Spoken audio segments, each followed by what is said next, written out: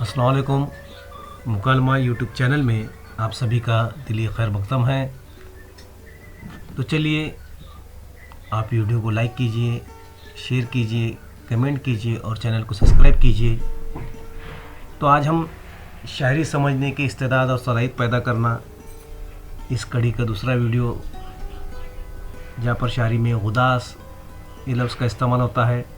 कलाम में ऐसी ख़ासियत को कहते हैं जो कारी और सामा, कारी यानी कि पढ़ने वाला, सामा यानी सुनने वाला के दिल में रहम और हमदर्दी के जज्बात को उभारे।